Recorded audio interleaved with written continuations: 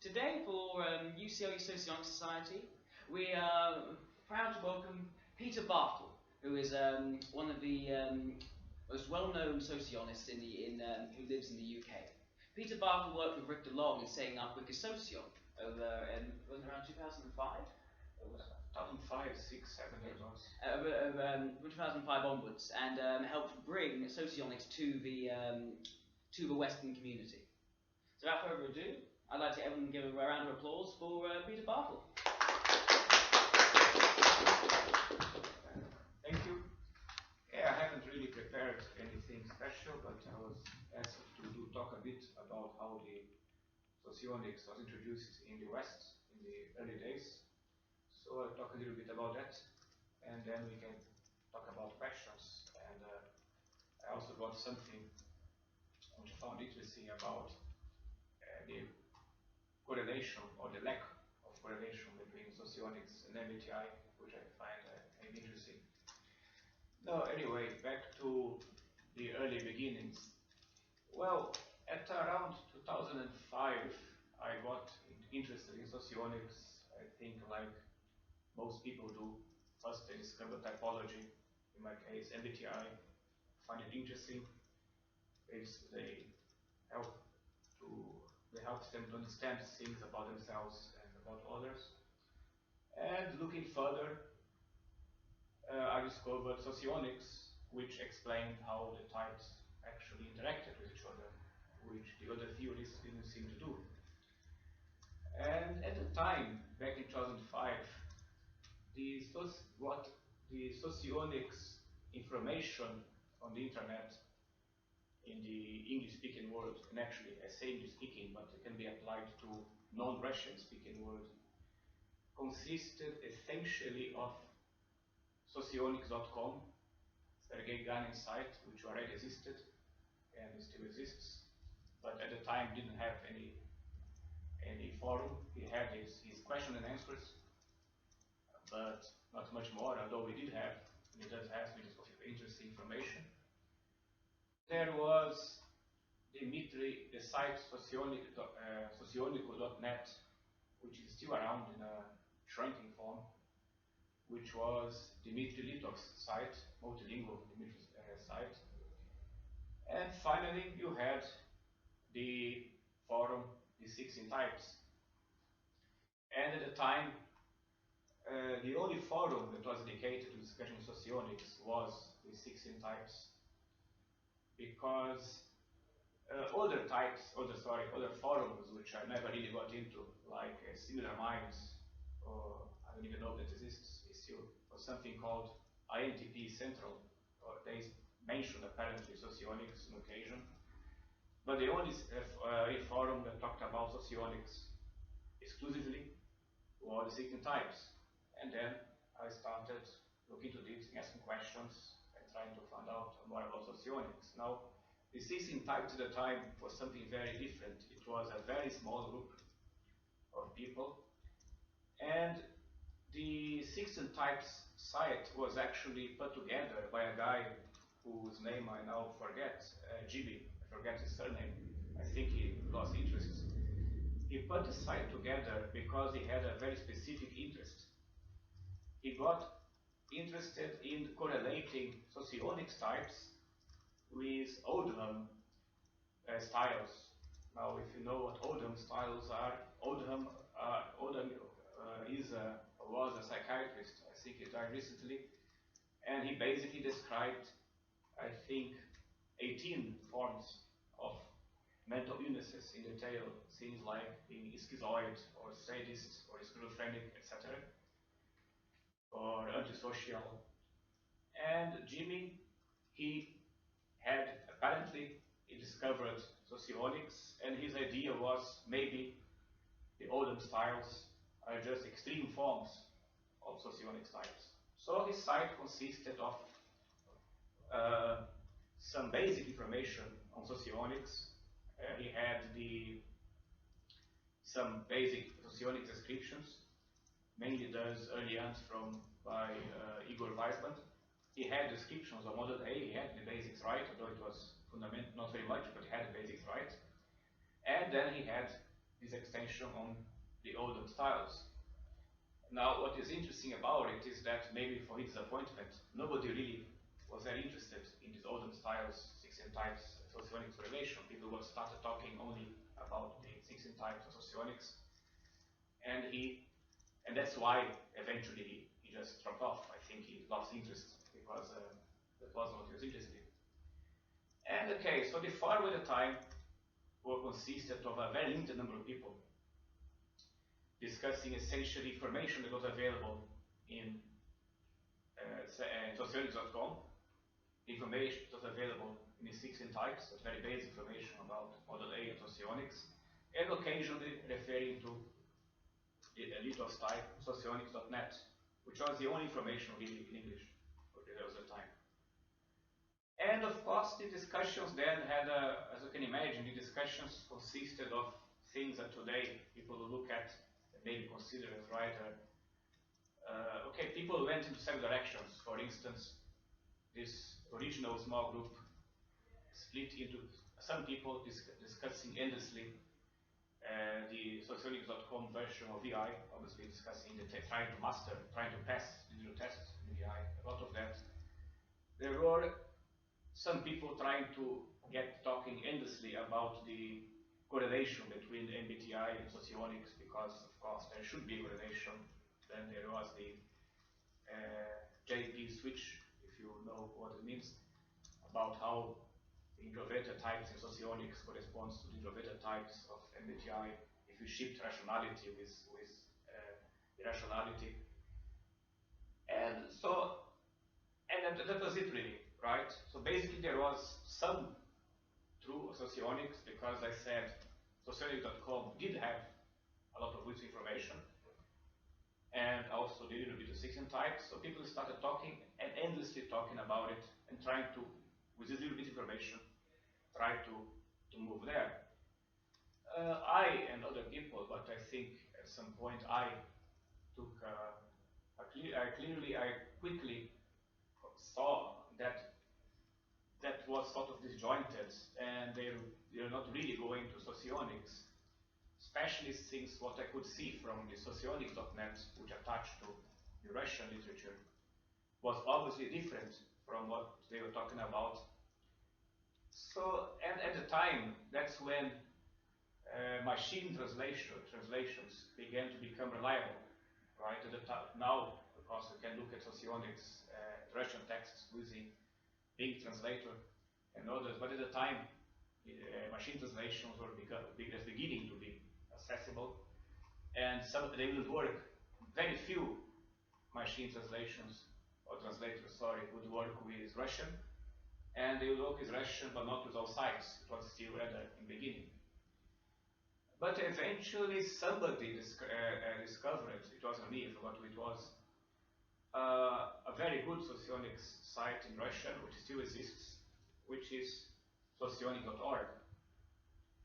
And that has a vast number of socionics descriptions by several Russian authors, and has a few broader concepts, and also descriptions in detail of the relationships. So so somebody else discovered it, and first started publishing the very long and very good, although not very structured, socionics type descriptions by Vera Stratevskaya. And I read them, and I thought, wow, this is really something good. This is the real thing, I thought. And I started to read in machine translation as much as possible all of the sites, all of the articles in socionics.org. Then it became clear to me what was the Russian socionics, which had anything to do with trying to make it correlate with MBTI, had nothing to do with that kind of visual identification that it was described in socionics.com, and it was certainly something apart from what people are discussing in the 16 types, which was again the only forum to discuss this. And okay, I started getting, as I said, looking into the Russian articles. At the time, socionics.net, which which as I said was Dmitry site, also had a huge bibliography of Russian papers, which of course some of them could translate, some couldn't, many by Viktor Gulenko.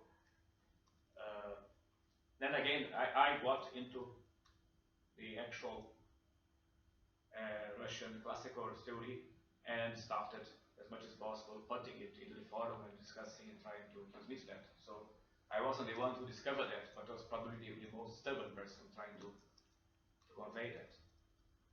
But of course, but there was basically some people, of course, saw that, others didn't, as in the case in online communities. Then at the time, Richard DeLong, he appeared in the forum. I confess I lost track when it was. It wasn't there in the beginning. I think he showed up around 2006. Now, talking about Rick DeLong, who has several sites, Socionics, Socionics.us, and his Socionist blog, now the ex-Socionist blog. And Rick, he actually was living in Kiev, Ukraine, teaching English at the time, and he studied Socionics with real Russian Ukrainian socialists. I keep forgetting the name of the actual guy he studied with. It wasn't one of the most obvious ones, not Gulenko. But anyway, and when he showed up, and of course, Rick could read all of these books in Russian because he's fluent in Russian, so he read all of the original Aushara, Augusta books. He read all. He went to Socionics conference, so he actually was in touch with the Russian community. And when he showed up in the forum, he was a very useful person to basically to double check whether what I was talking about or the English understood in terms of the Russian translations, whether that was really corresponded to what he understood of being it. So he acted as a very useful check, and Rick started organizing the first Socionics meetings, English-speaking Socionics meetings in Europe, which took place in London. And again, I forgot the year. It was probably 2007, early 2007, I guess. Summer 2006 or summer 2007, which took place there at the Lord Moon pub near Flower Square. And then we met the people, and again, by talking, we could make sure that our understanding, when we talked about the extraverted thinking or feeling or sensing, etc., we were talking about the same thing. It wasn't just a coincidence. After that, he organized two meetings in the US, one in New York and another one in Boston, and I helped organize actually another meeting in Düsseldorf, in Germany, and that one was in the end of 2000, beginning of 2008 actually, I think. Although that was the last one, because to be honest, Rick, he got a little bored with meetings in Boston, especially because he felt the asking questions he didn't find very interesting, and he felt he wasn't going anywhere. And basically, the fact that these meetings were not a very good idea. But the point I'm making with this is that Rick acted as a sort of a bridge, so that we started this thing in the atmosphere modestly and got access to the Russian papers indirectly, and when Rick came up, he basically acted as a confirmation of what you're doing, understanding pretty much understanding the Russians. After that, he had the idea of creating, we saw that this had happened, he had the idea of creating the Wikipedia, the Wikisocion. So that was his creation. And for the Wikisocion, what we tried to do, there are a couple of different ideas. What I thought we should do was essentially like a Wikipedia, which was just, we try to put as much of the existing information in English as possible. And not really making much of a judgment. That's information, we put translation of Russian papers, we put some comments or summaries, and that's it. Rick, he made it a little more creative. He also allowed a lot of leeway to other people to comment pretty much like Wikipedia. And of course, this also creates a sort of diffuse information. But essentially, when the Wikisocion was created. Rick, myself, and a couple of other guys were mostly active. Other people sometimes contributed a bit more. And then we put together, we put everything we could think of regarding socionics, even things that we didn't really believe much, but like reigning dichotomies, which personally I sort of gave up on right now, maybe wrong, I don't know. But we tried to describe everything that people talked about socionics, even weird theories or anything that people think of. We put that really to being a encyclopedia. And yeah, and once, so I forget, I lost track of the chronology, but at some point it was essentially, had reached the saturation point, it was essentially ready. And after that, and that would have been more or less in 2009, for many reasons, I decided that I was a little bit tired of getting involved in socionics actively in terms of, not in youth socionics personally, but in terms of getting involved into communities or talking about it, etc. I also had so I took a step back, retired more or less. Rick stayed on, but later for other reasons he changed his blog also to socialist, to ex-socialist. So now maybe he's doing a comeback, I don't know. Yeah, but that's pretty much it, and that's how we managed to create what I think was a good source of classical socionics for English-speaking communities. That's pretty much it, really. Thank you. How much have I talked? 15 minutes. We got I think 15 minutes about that. That's very good. Yeah, that's pretty much it, really, because that's the real story, right? There isn't really much more to say, right? I can only say that at a time I tried to read every possible paper in Russian that would translate for socionics. I forgot a lot of it. But we tried basically what I wanted to do, and Rick also, was basically okay, that's a sort of neutral source so that people can access the socionics information rather than have to go through this machine translations of papers, etc. and try to be as neutral as possible, but conveying accurately what the Russians meant when they talked about socionics, which is not Jung types. Jung was just the beginning of it. Socionics in some direction. It's not MBTI. The MBTI understanding of functions is something very different from socionics. Still causes a lot of confusion. And yeah, that's it really. Any questions, or do you want me to discuss something specific? Well, you said in the beginning of the lecture that you were going to discuss the lack of correlation between socionics and MBTI. So could you maybe develop on that? Yes, sure. That's a very interesting topic. Yeah. Okay.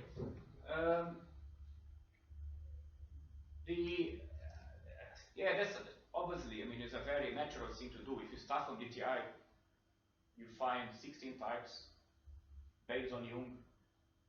Then you move socionics, and especially in English, they have very similar names. The types are superficially similar, or sometimes they are quite similar.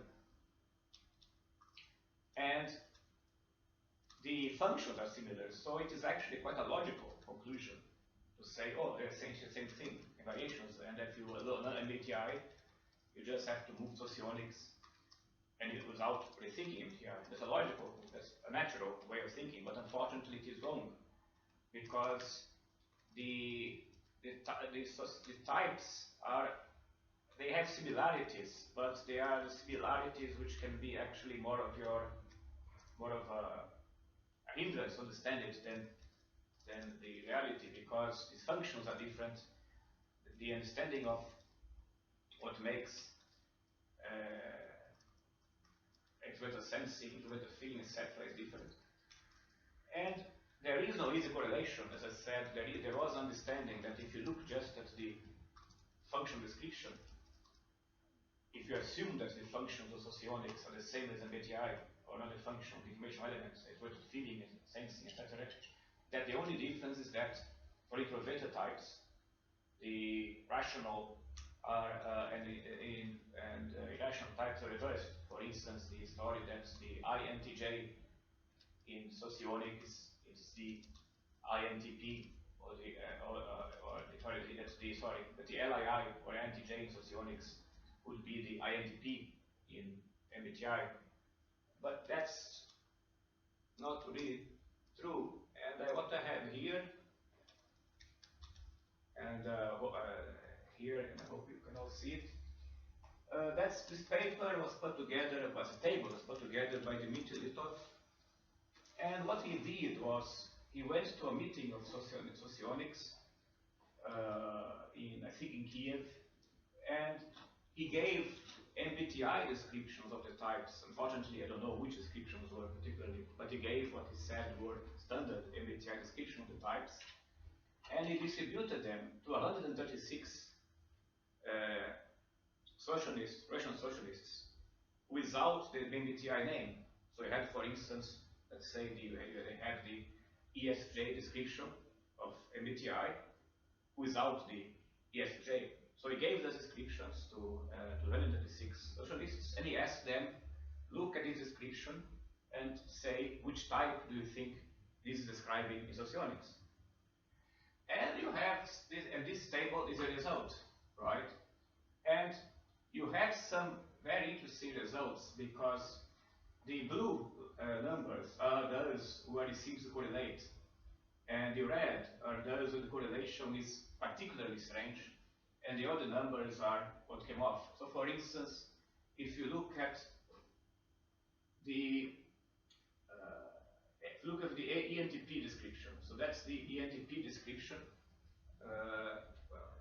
Yes, here you have the, if you have here the ENTP description, and he gave that to the 136 Russians, and of them 77 type the ENTP description as an ILE. So in this case, it would seem to correlate. Yes, the ENTP is described by MBTI is the ILE in socionics, and there are some deviations, right? Actually, and you can say, but let's forget for the moment, because clearly the vast majority believe that the ENTP description of MBTI was the socionics ILE. Another case, 79, that is the ISTP in MBTI. This SLEE, that's a Russian machine translation, that is the SLI, obviously, in socionics. And again, you had 79 people described, agreed that the ISTP in MBTI is the socionics SLI. But then already starts to get us something very strange, because half of those, at least 29 and 22, thought that the SLI, the ISTP description, actually described. Sorry, I'm looking at the graph wrongly. Let me go back. This is vertically. Let me go back. You have 28 people who thought that the ISTP was actually socionics LSI, right? Which goes back maybe to that infamous shift thing. But if you look at the types where there wasn't any real correlation, you have here this red 62. So basically, of the socialists reading the ESTP description of MBTI, 62 thought that that was an SEE, and only 11, that's the most interesting thing, thought that it was an SLE, right? So the sociologist was 6 times more likely to think that the MBTI ESTP was an SE than to think that it was an SLE, which is what you would think. So that's already a bit strange, because there's clearly a very big difference. And the most interesting of these results is the INTJ. So again, the 136 Russian socialists looked at the INTJ description of MBTI, and of these, only 9 thought that they described the socionics LII. Again, Leah, just a quirk of the machine translation, that's the LII. So only 9 thought that the INTJ of MBTI was the Socionics LAI. By contrast, and that's really strange if you understand Socionics, 52 thought that the MBTI INTJ was an SLE, right?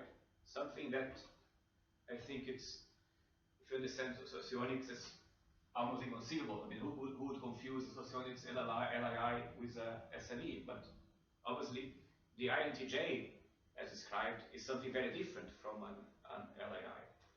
And of course, the the next most favorite type for the 32, sorry, for the INTJ is 32 was the LAE. The LAE is there is INTJ.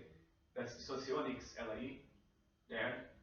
So again, 32 Russians thought that the INTJ descriptions described an LAE.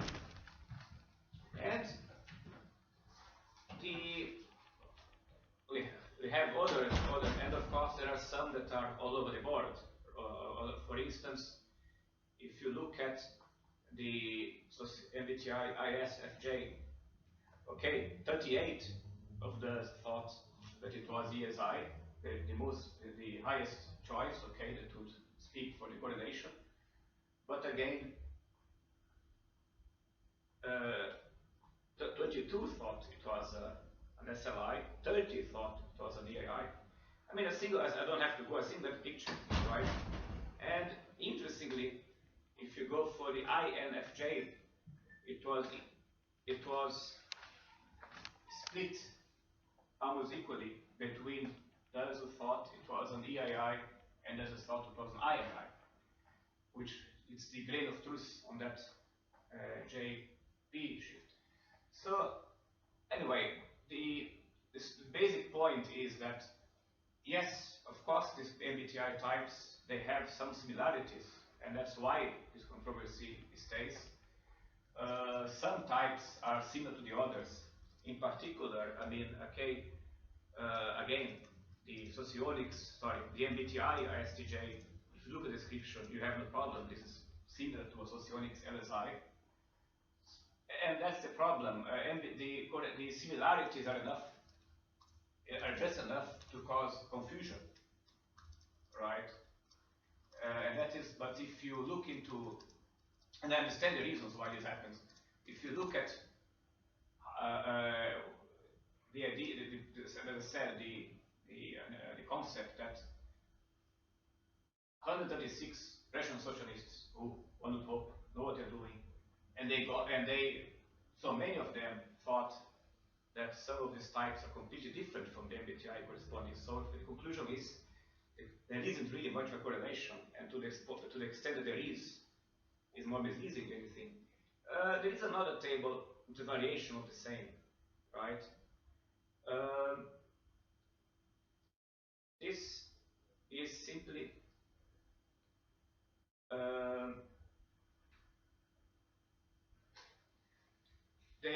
is essentially they essentially asked, rather than type the description, he basically asked, write your own type and say which of these MBTI descriptions reflects you. If the opposite exercise. And for instance, okay, let's say 26 more or less so more or less 29 or 30, no, 29, sorry, only 29 ILEs present. 20 chose NTP. Again, the same phenomenon. But of the, of the 18, sorry, go on. Sorry, were people able to choose two types? Yes, I think so. They didn't have to choose. Okay, they didn't have to choose one type. Yeah, they didn't have to choose one type. Okay, Right. That makes more sense because otherwise the Doesn't end up. 29 Yes. ILEs. Yeah, sure, but yeah, they were able. I mean, if they weren't certain, they could choose. I also didn't check these figures, right? Actually, I don't think it was made as an Excel file. I think it was made manually, and I think there are some simple type errors, right? Or anyhow, right? But for instance, and not to continue this so very long, you have again, let's say, of the people who are LIEs, right? The LIE, the Socionic LIEs. Okay, 5 of them thought that the INFP is, 5 of them thought that the INFP description described them. Only 2 of them thought that the INTJ description was the best, and 6 thought the NTP, and 5 thought INTP. And again, I mean, I think the LII INTJ disconnect is probably one of the biggest. And if you look at another one which had, okay, there were 14 IEIs in the conference.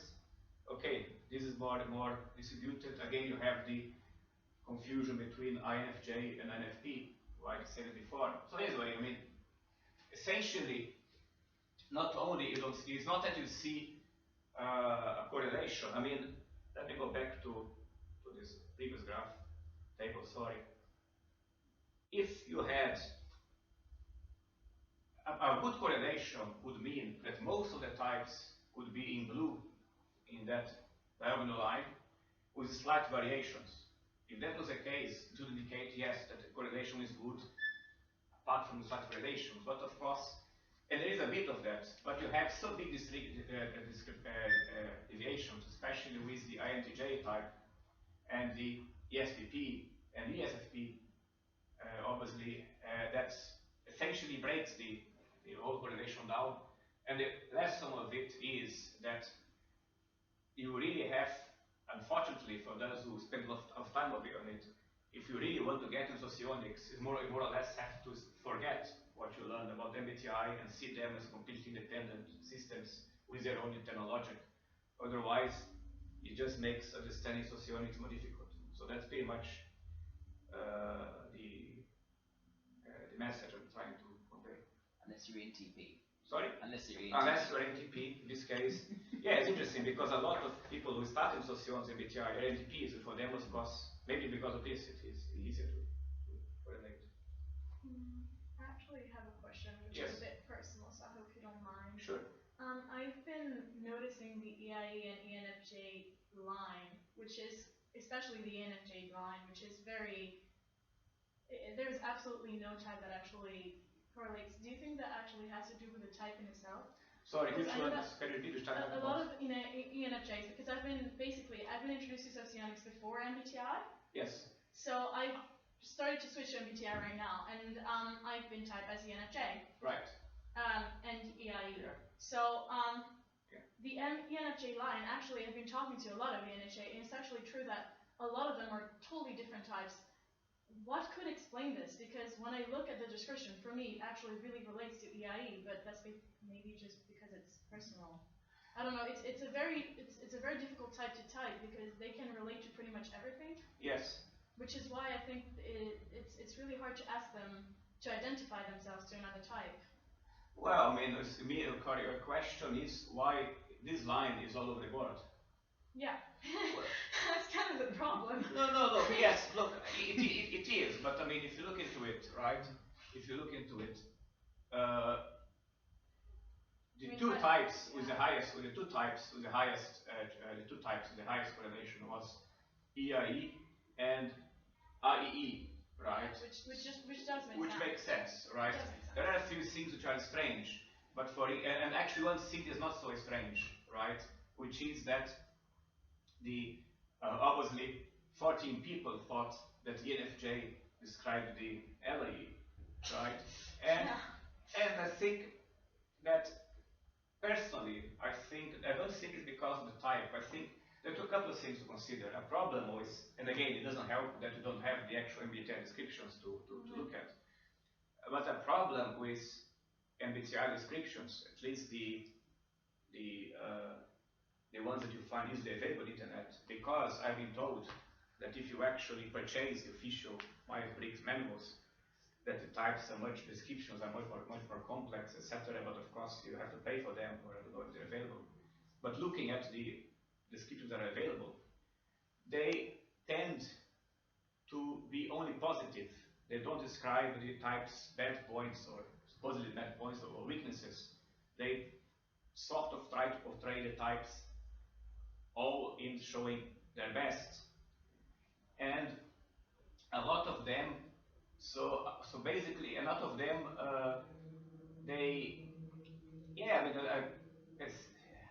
it makes, I think, for a socionics person looking at the description, it can be very difficult depending on what they are looking at, right?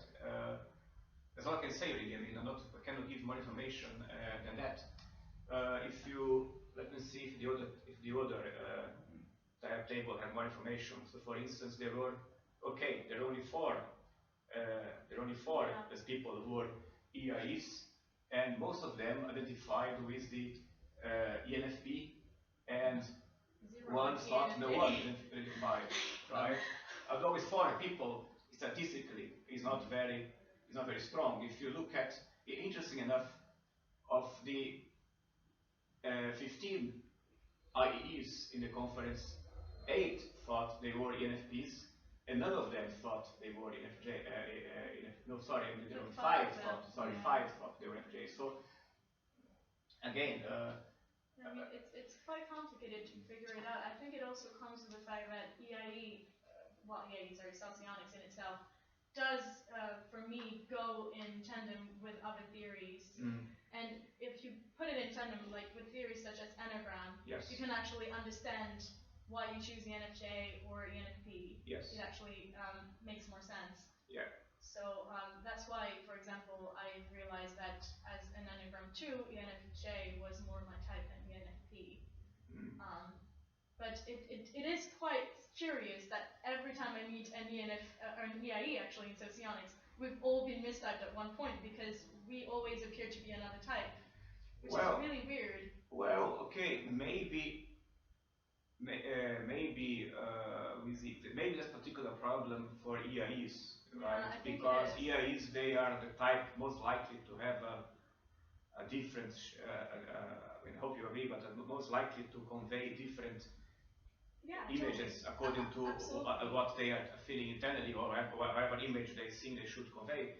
And that's probably the most difficult ones to understand. Also, something that I've noticed is that the EIs that are more retired, more introvert in the social sense, because they often identify with the MBTI and INFJ description, right? And then it goes again, because the INFJ description is often seen as being an IEI, and it makes sense because it has more of this idealistic thing, which is more of the beta NF rather than the delta NF, and then so it all adds up to show, right, how what I think happens is this, right? Essentially, I think the problem with MBTI is that it looks at some external traits, and then it conveys types which are based on very, I would say, simplistic external traits, and for that try to go into what the psychology of the person is, while socionics tries to understand psychology directly, and the traits themselves can or cannot be may or may not be a consequence of that, right? And the Enneagram actually helps, because the Enneagram, which I consider to be a incomplete theory, because it has some blind spots, but if somebody does identify themselves well in the Enneagram type, it does convey what your psychology is. So if somebody says, assuming they really understand, okay, that's my Enneagram type and my MBTI type, which does, maybe you can get already a clue as to what the Socionics type is, because you have a mix of the two. The other way around works too. Sorry? I think the other way around works too. Because I started with Socionics, then I went to Enneagram. Right. And I figured my tri-type, I figured my main type, and then I looked into my MBTI and I combined both informations from Enneagram and Socionics to realize what my MBTI type was. But I figure, for me, MBTI is actually more lacking than Enneagram and Socionics combined. Yes. So I regret doing that because I don't see the point of it anymore. MBTI, I mean, I think